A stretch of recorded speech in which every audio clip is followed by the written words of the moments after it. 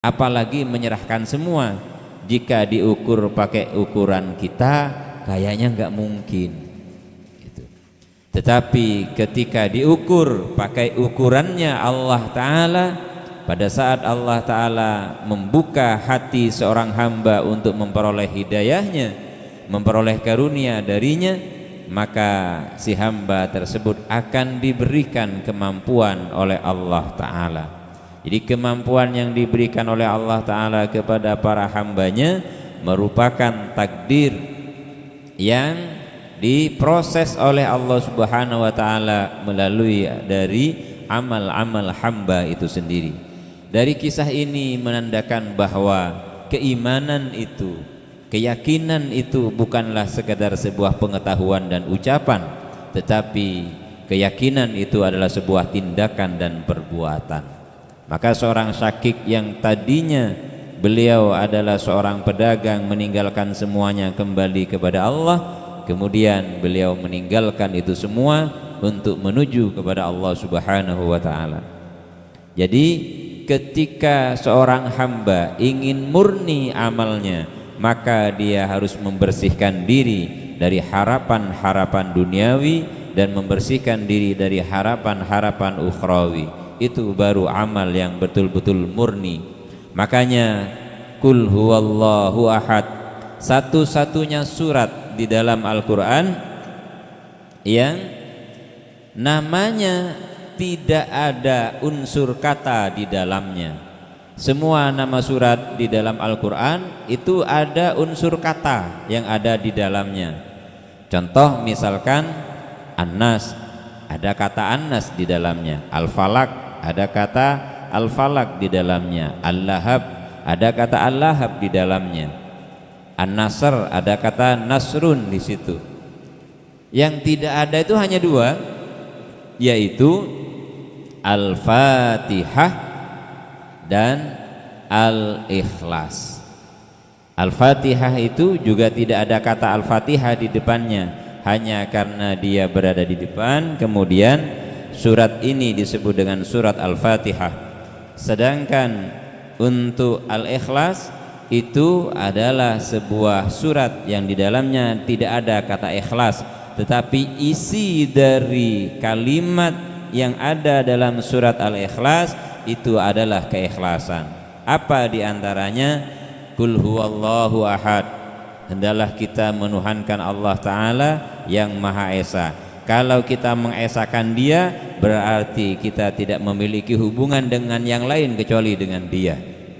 Kemudian Allahus Samad, kalau kita meyakini Allah sebagai tempat kita untuk bergantung, maka tidak layak dan tidak pantas kalau kita menggantungkan harapan-harapan kita kepada orang lain. Lebih parah lagi, menggantungkan harapan pada rencana kita sendiri. Padahal kita sadar, kita tahu bahwa kita tidak punya kemampuan untuk memutuskan. Semua keputusan itu berada di tangan atau di dalam kuasa Allah Subhanahu wa Ta'ala.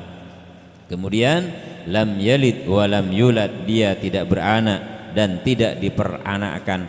Artinya apa? Ketika kita beramal, berbuat, jangan beranak. Artinya beranak itu mengharapkan sesuatu, menginginkan sesuatu dari perbuatan baik kita. Bersedekah 1000 berharap dapat balasan dari Allah Ta'ala 10.000 atau mungkin 100.000, itu namanya beranak. Walam yulad, dan bukan karena yang lain, karena ingin dipuji oleh yang lain, karena ada riya di situ.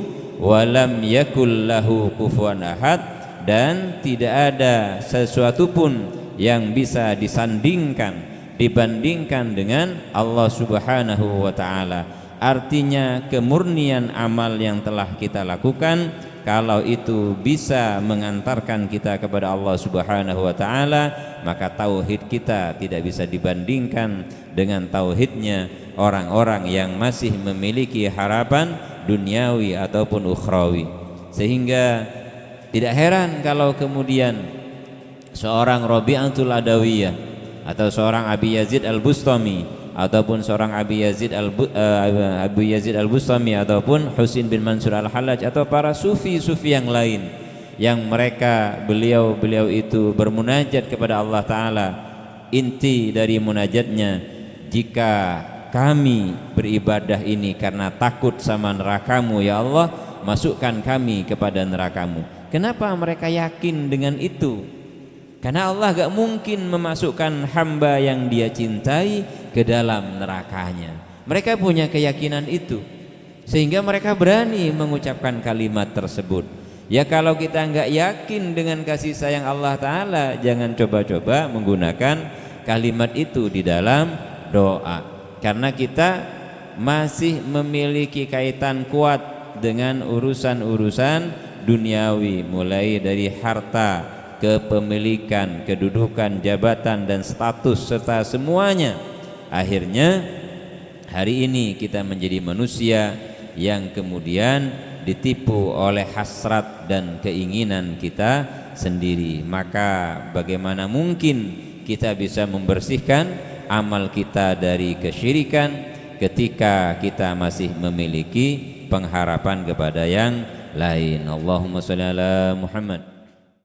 Kemudian Ibnu Ajibah melanjutkan rahimahullah, wal qalbul mushtarak huwa alladhi yakunu fihi hubbus siwa, bahwa hati yang dipersekutukan itu huwallazi yakunu fi, yaitu yang di dalamnya ada cinta kepada selain Allah Subhanahu wa taala.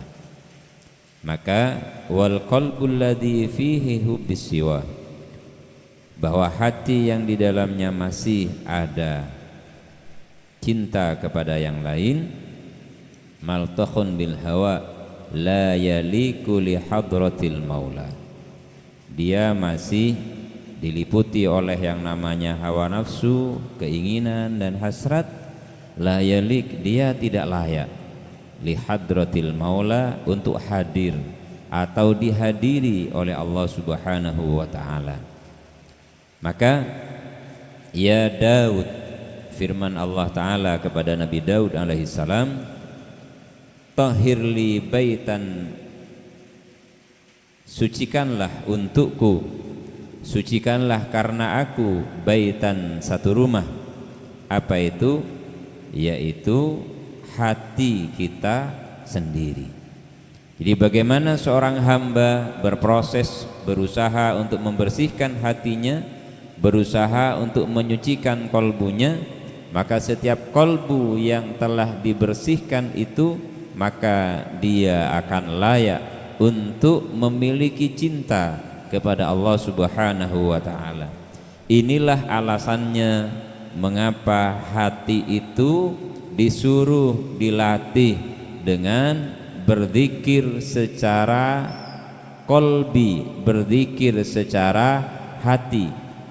Mengapa kita diperintahkan oleh Allah Ta'ala untuk berzikir secara hati? Agar hati itu terbiasa menyebut-nyebut namanya.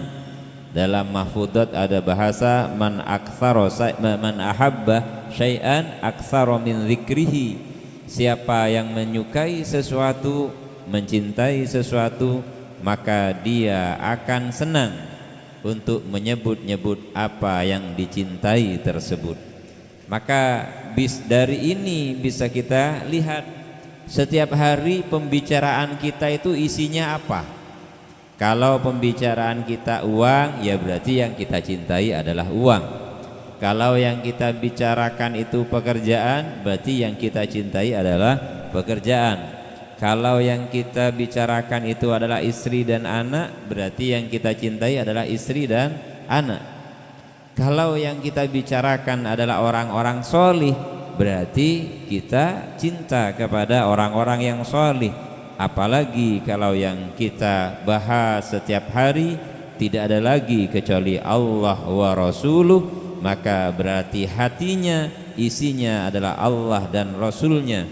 Maka ketika seorang hamba berhasil melatih dirinya untuk senantiasa berbicara tentang Allah, berbicara tentang Rasulullah, dan pembicaraannya murni keluar dari dalam kolbunya, maka itulah manusia yang layak hatinya senantiasa dihadiri oleh Allah Subhanahu wa taala terus menerus, sehingga tidak ada yang namanya rasa benci, rasa kesal ataupun yang lain kepada selain Allah Subhanahu wa taala, kecuali ketika sifat manusianya secara manusiawi menguasai dirinya mungkin akan terasa kesal, tetapi ketika cintanya kepada Allah yang dominan, maka semua orang akan dia sayangi sesuai dengan apa yang diberikan Allah ke dalam kalbunya, yaitu rasa cinta yang Allah miliki sendiri. Maka faman hassana a'malahu bil ikhlas, siapa yang menjaga membentengi amalnya dengan keikhlasan, istahaqqal qabul, maka dia layak atau berhak untuk diterima. Wa kana minal khawas, dan mereka adalah dari kalangan khawas. Imam Ghazali membagi tipologi manusia itu menjadi 3, dan beberapa ulama sufi lainnya, sehingga ada istilah awam, ada istilah khawas, ada istilah khawasul khawas atau istilah khas, dan yang ketiga adalah khawasul khas. Artinya yang pertama adalah am atau yang biasa disebut dengan istilah awam, masyarakat secara umum.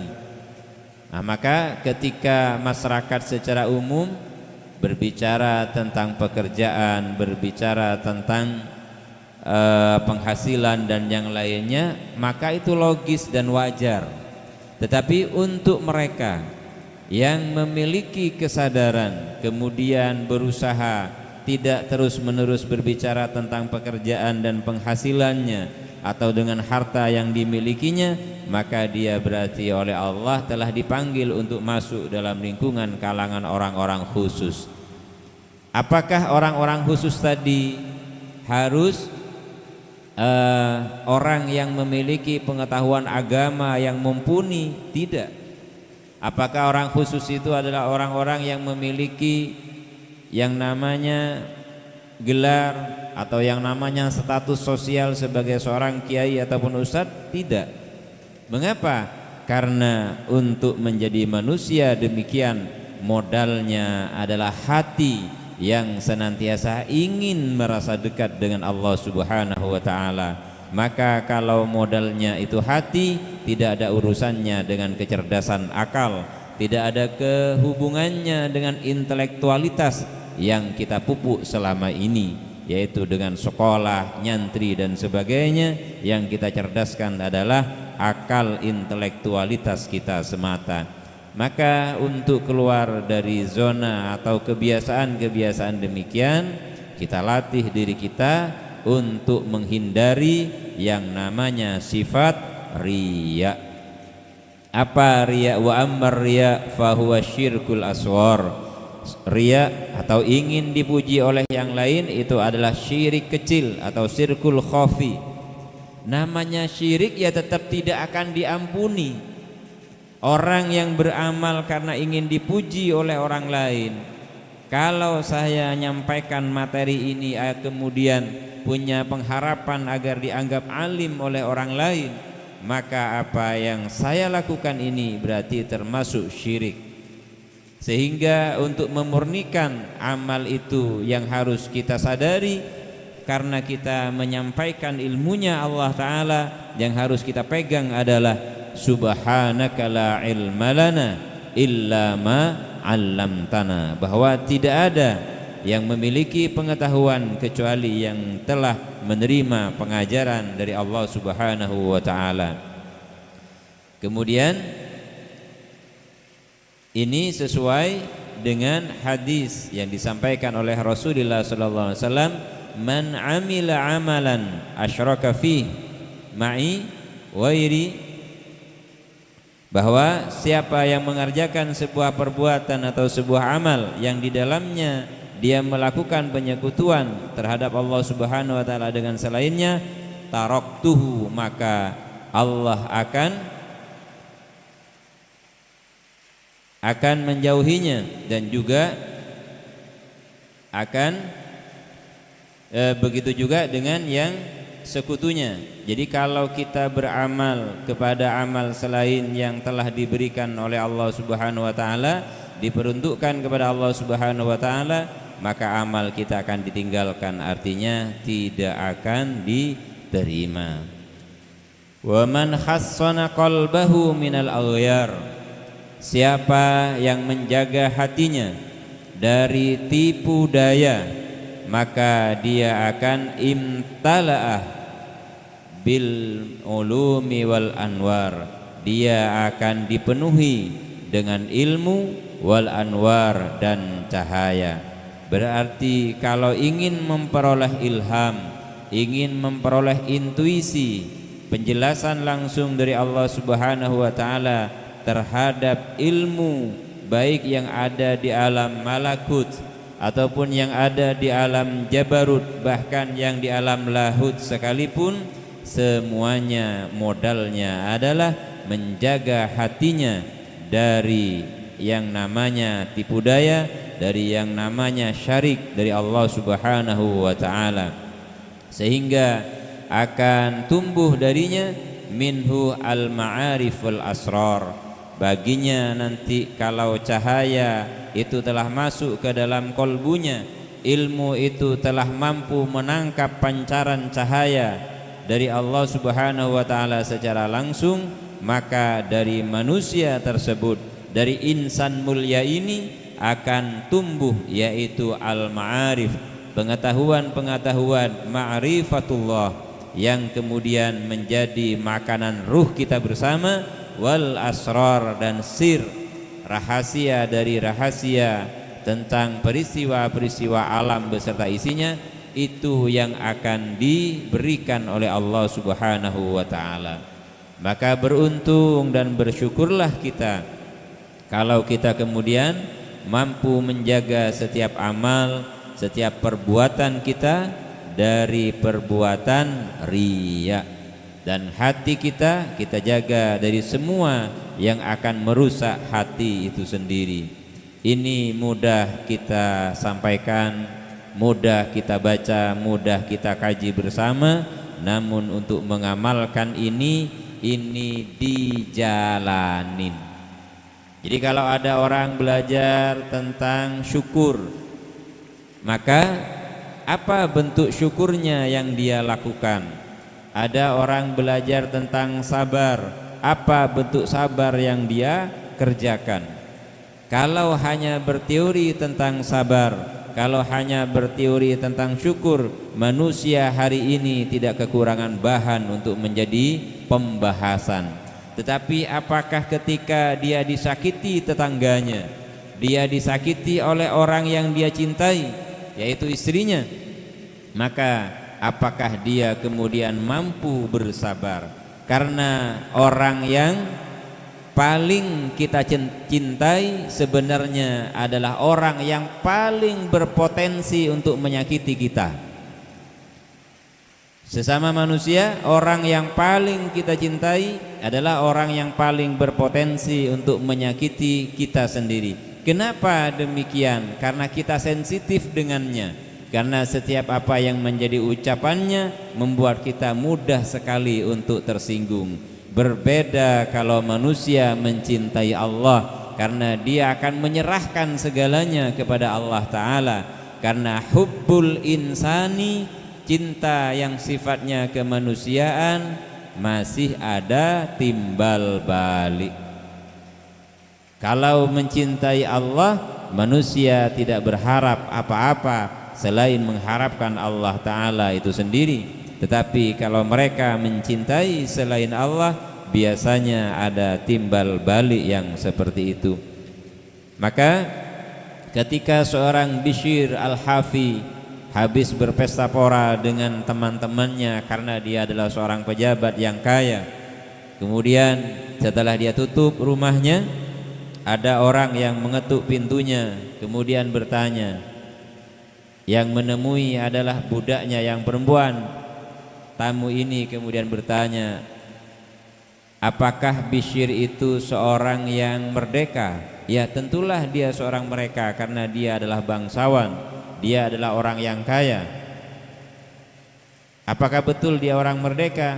Kemudian si budak bertanya, mengapa engkau tanyakan dia adalah orang yang merdeka? Kemudian Bishr mendengar percakapan ini, dia mendengar percakapan keduanya, dan kalimat yang kedua beliau mengatakan, Bishr itu bukan orang merdeka, dia adalah seorang budak. Dia bukan orang yang merdeka, tapi dia adalah seorang budak. Nah, setelah mengucapkan kata seorang budak, orang yang bertamu ini pergi. Kemudian Bishr Al-Hafi mendengar kalimat tersebut, karena sang guru ini kemudian mengatakan kalau dia adalah seorang budak, maka dia akan melakukan tindakan perbuatan penghambaan kepada tuannya. Setelah mengatakan kalimat ini, sang syekh ini berlalu dari rumahnya Bishr Al-Hafi. Akhirnya Bishr Al-Hafi kemudian mengejar orang tersebut, kemudian bertanya, siapakah engkau? Aku adalah orang yang diperintahkan oleh Allah Ta'ala untuk mengingatkanmu. Maka Bishr kemudian bertanya, apakah engkau seorang merdeka? Apakah engkau seorang merdeka?